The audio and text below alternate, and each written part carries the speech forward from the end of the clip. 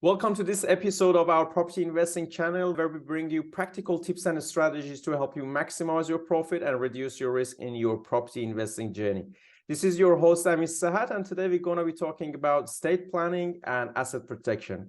Our guest today is Hazel Todd, principal solicitor at HazeLegal. She has extensive experience in helping people protect their assets for themselves and their loved ones, and we'll be exploring this topic together. So without further ado, I'd like to welcome Hazel to our show. Hazel, thank you very much for being here today. Thank you, Amir. Thanks for having me. I'm looking forward to having a good discussion about this. I think it's an important It is my pleasure. Yeah. So just to start with, could you please tell us about your journey and experience? So I've been a solicitor for about 25 years. I was just thinking about that today. It's an awfully long time. So as you said, I'm the principal solicitor of my firm, HazeLegal. It's in Hawthorne, but one of the good things that did come out of COVID is now we can go online and we can do a lot of business online. And I'm also the creator of an online will writing platform called webwills.com.au, which just makes writing your will and estate planning more accessible and easier for a lot of people. And also, of course, do some conveyancing. So I've been doing this for a long time. Absolutely. So people can use your experience because this is valuable in terms of protecting their asset for sure. Yeah. So what is estate planning and what does the process entail? The most common thing that people think of when they think of estate planning is the will, and that is the planning of the transfer of your assets on death. So yes, the will is the primary document, but it also involves, and you probably know a lot of business owners. So buy-sell agreements, while that's a commercial agreement, it also needs to be involved with your estate planning. And that involves if you have a business, what will happen to it if one of the partners dies. So, you put in the mechanism for that just to protect the business and protect the family of the person who's deceased. It also involves your superannuation. So your people think of their superannuation as theirs, and technically it actually belongs to separately to a trust. So you need to get a binding death benefit nomination, and that superannuation needs to be integrated with your will and your other documents. Also, your trust, whether you have a trust that comes alive on death or during your lifetime, that is also part of your estate planning. And an important point to consider when your estate planning is if you do have a family trust existing, you want to, in your will, have an appointor. So you've got the power to appoint a trustee, and that power needs to be transferred to someone else. And that's your estate planning must envisage that, because the trust is obviously a massive mechanism. So it really is entailing all the things that will happen on the transfer of your assets on your death, as well as the protection of your assets, as you mentioned. So the protection of your assets can be on death, insolvency, for tax purposes. You want that's an important one, and also if you have vulnerable beneficiaries, for example, you've got young children or someone with a disability, you need to protect the assets. And of course, in family law situations, there's a lot of divorce and separation is very common. So you need to protect your assets. So estate planning also involves the protection of the assets in a number of eventualities. What people don't tend to think of is with estate planning is also what happens if you become incapacitated. So you've got dementia or you have an accident. So you want powers of attorney so that your finances can be managed, or your medical decisions can be managed by someone of your choosing, as opposed to VCAT or the government appointing someone who you don't know, a complete stranger, to jump in and make decisions. It also involves the care of your children. If you've got underage children, who's the appointment of guardian and someone who's going to look after them physically as well as financial aspects. And for some people, estate planning can just actually involve their funeral arrangements. So what happens to your body, or once you pass away, or your organs once you pass away, and those decisions you need to be empowered to give someone that the opportunity to make the right decisions for you. So it involves a lot of things, for your kids, from your own incapacity, to protecting your assets, to managing the transfer of those assets, whether that's superannuation, business, personal assets, property, anything. So it's quite multifaceted, going beyond just the will itself. Absolutely. And it includes a wide variety of factors and risks, which people absolutely need to consider. In context of property investing and property buying, how can homeowners and property investors benefit from estate planning? Well, it's good to sort of, when you're doing your estate plan, is one is just to actually take a moment to stop and think about your assets and your long-term goals and protection of your assets and your family. But for the property investor, there's various stages in which you need to kind of consider this. Firstly, on the initial stages when you buy the property, and that is whether you're buying it, if you're co-owning the property, do you buy it as joint tenants or tenants in common? Because if you own it as tenants in common, your will must deal with how to dispose of the asset or deal with it. If you own it as joint tenants, it's in essence a form of estate planning, in that when one of the persons passes away, the other person, it's the automatic owner of the whole thing. So it's actually an estate planning tool. And so in your property investment journey, you need to, right from the beginning, consider that. Also, you want to maybe consider whether it's appropriate to how you own the property.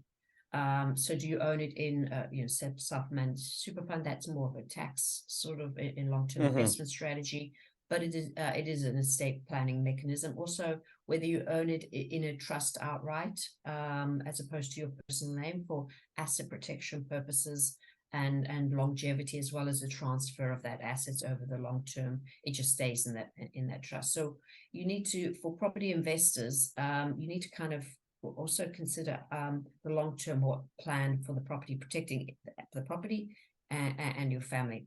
You can also, for property investors and homeowners, there's, for homeowners, if your principal place of residency, you'll want to avoid the potential of getting capital gains tax when you sell the property. So most people own it in their personal name. So from an asset protection point of view, you could also still set up a trust that owns that, and you have an equitable mortgage for the equity that you own in that property, and that the trust owns that. So you still own it as your principal place of residency, but you have a kind of a debt on that property, as it were, that's owned by this trust that is your own.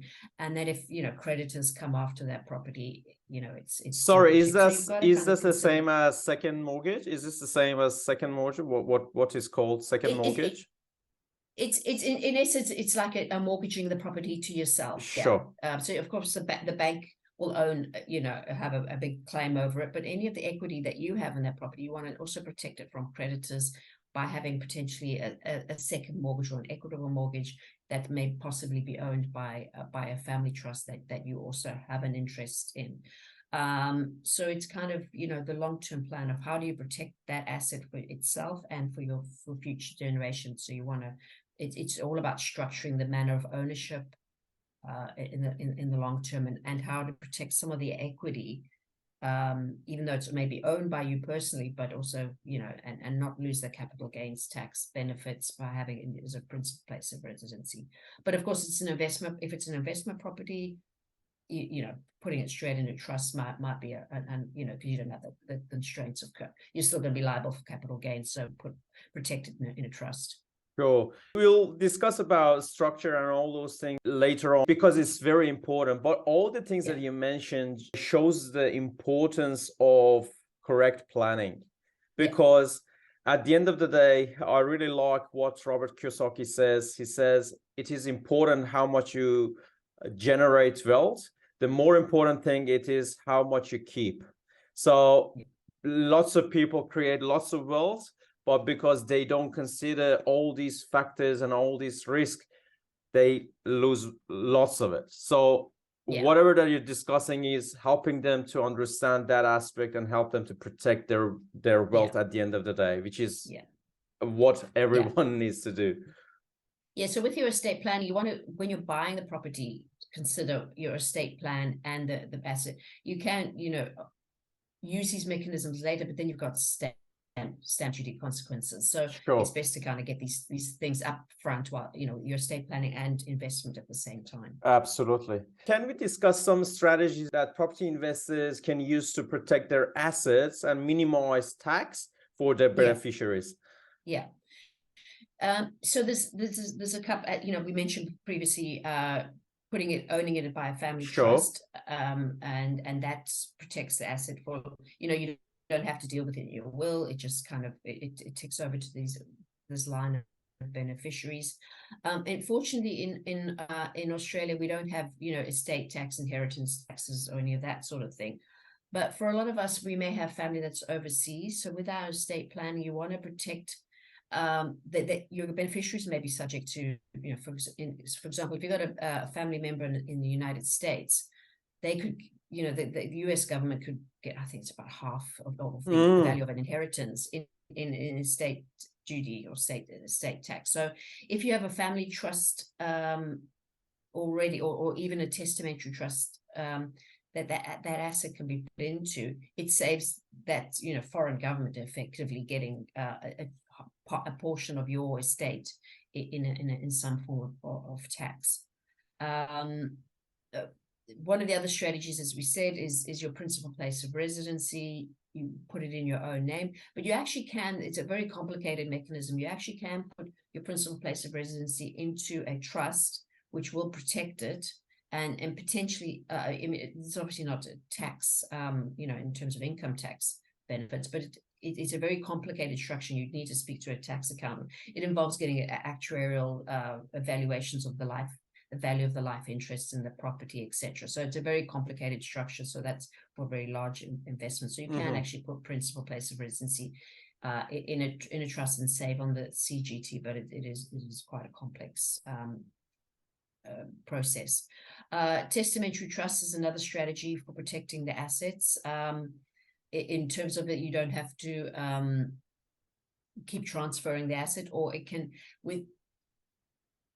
nowadays there's a lot of blended families. And so, for example, to protect an asset for your biological kids as opposed to your step kids, you'd want to put testamentary trust in place, or even a family trust in terms of when you purchase the property, and that can protect the asset.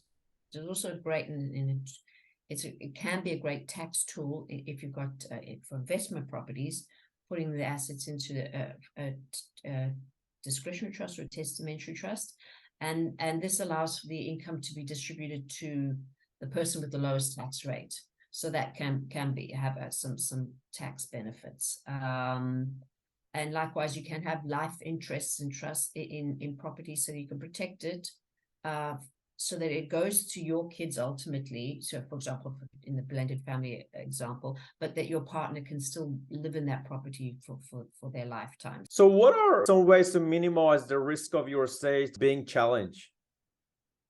The first and most obvious is actually get a will in place. Actually, go to a solicitor and discuss what it's fantastic having discussions like this, but every person's situation is different. And so this is what we're talking about now, is more just general information. So go to a solicitor and find out what you specifically need. Then there's, of course, is choosing the right structure for owning various assets, as we've previously discussed, whether it's in your trust, superannuation, or with whatever form of ownership you decide. Then is get the right structure in place, and then get your will and your documents all in place. Then the next thing you need to do is leave the right information behind. And this is something that no other solicitors really discuss, is getting the right information left behind, so that any one of your family members will know why you've created the will in the way that you've done, why you've chosen a trust structure, anything like that. And with that information, people are less likely, with knowledge they can understand. Because among your passing is a very emotional time. So if you leave a lot of information, one, it can answer queries that and reduce anxiety around a certain passing. But also, one of the services I offer my clients is we provide an opportunity to address challenges that maybe arise. So, in a legal context, if someone were to challenge a will or an estate, they'd have to address certain key criterion for that to be successful. So we offer clients an opportunity to provide information on those various points of contention that may arise. And then that document can actually be produced in court as evidence as to why the estate was planned in the way that it was. So leaving the information, getting the correct structures in place, and of course, talking to a solicitor professional will go a long way to minimizing any risks of challenge to both your estate or even your assets during your lifetime. Absolutely. And it is very, very critical to seek advice in the right time, because normally people, before purchasing property investments, they probably go to their accountants and they talk about tax minimization only.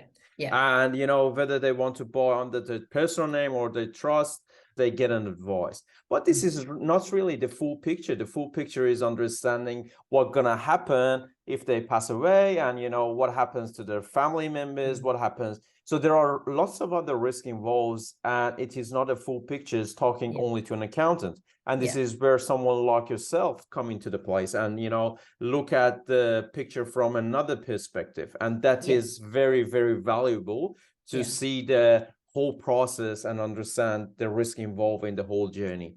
And they can really, really minimize the risk and minimize their tax, which is very valuable at the end of the day. Absolutely. It's about minimizing the risk both on your passing and during your lifetime. Exactly. So you got to take the really big, holistic, big picture view of owning and protecting assets. Sure, absolutely. So how can people get in touch with you if they need estate planning advice? The best way is actually to go onto my website, which is hazelegal.com.au. So it's HAZE and then legal.com.au. There's my email address, my phone number's on there, and there's, of course, you can also book an appointment directly from my website if you wanted to have a chat with me, and we can see what you need. So happy to help any of your viewers or clients with their estate planning. Sure. Thank you so much, Hazel, for being here today. You shared a lot of valuable information. I really appreciate you. Fantastic. Really enjoyed the discussion. Thanks so much for inviting me. My pleasure. So if you've liked what you've heard today, please like our channel and leave us a comment. And on that note, this episode is a wrap. We'll see you guys again very soon. Bye for now.